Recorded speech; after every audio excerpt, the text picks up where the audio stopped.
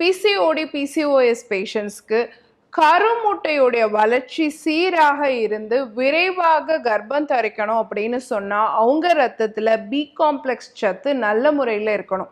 அது எந்த வகையில பயனுள்ளதாக இருக்கும், என்னென்ன உணவுப் பொருட்கள் எல்லாம் இருக்கு, எப்படி விரைவாக இயற்கையாக கர்ப்பம் தரிக்க முடியும் அப்படிங்கிறதா இன்னைக்கு நிகழ்ச்சியில நம்ம பார்க்க போறோம். ஃபர்ஸ்ட் விட்டமின் பாத்தீங்க அப்படின்னு சொன்னா விட்டமின் B9. இன்னைக்கு வந்து ஃபோலேட் அப்படிங்கிற சத்து பொருள் நம்ம எல்லாத்துக்கும் தெரியும். ஸோ அது வந்து அந்த கருமுட்டை செல்கள் வந்து பிளவுபடுது இல்லைங்களா, செல் டிவிஷன்.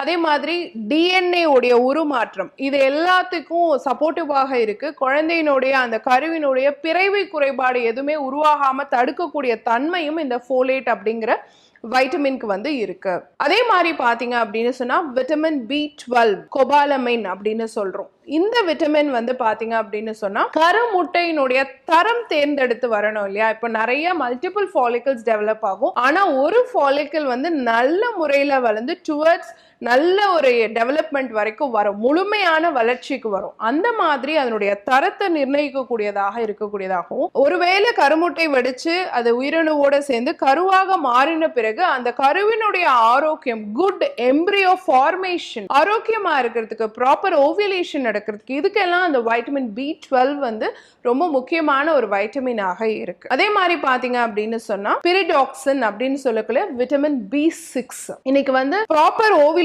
நடந்த பிறகு கார்பஸ் லூட்டியல் ஃபார்மேஷன் அப்படிங்கிறது ரொம்ப ரொம்ப முக்கியம். அதுதான் பிளசன்டல் ஃபார்மேஷன் வரைக்கும் சப்போர்ட்டிவாக இருக்கும்.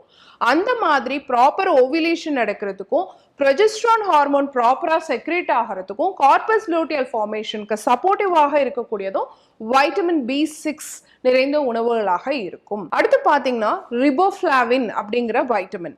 இந்த வைட்டமின் B12 அப்படின்னு நம்ம சொல்றோம். இது வந்து எம்பிரியோ நல்ல குவாலிட்டியா டெவலப் ஆகிறதுக்கும் சரி, கருமுட்டையுமே ஆரோக்கியமாக டெவலப் ஆகிறதுக்கும் சரி, அதை அழியாம தடுக்கக்கூடிய தன்மை, ஆன்டி ஆக்சிடென்ட் தன்மை இந்த வைட்டமின் B2க்கு வந்து இருக்கிறதாக சொல்லப்படுது. அடுத்து பாத்தீங்க அப்படின்னு சொன்னா வைட்டமின் B8 மயோ இனோசிட்டால் அப்படின்னு சொல்றோம். இந்த வைட்டமின் வந்து இன்சுலின் ரெசிஸ்டன்ஸை தடுக்கக்கூடியதாக இருக்கு. அப்போ உங்களுக்கு தொப்பை ஏற்படாம, உடற்பருமன் ஏற்படாம தடுக்கக்கூடியதாகவும், குறிப்பா பிசிஓடி பிசிஓஎஸ் பேஷண்ட்ஸுக்கு வந்து கருமுட்டையினுடைய வளர்ச்சி சீராக இருக்கிறதுக்கும் அந்த பிசிஓடி பிசிஓஎஸ்ல இருக்கிற இன்ஃப்ளமேஷனை குறைக்கக்கூடிய தன்மையும் இந்த மயோ இனோசிட்டால் அப்படிங்கிற வைட்டமின் சத்துக்கு இருக்கு.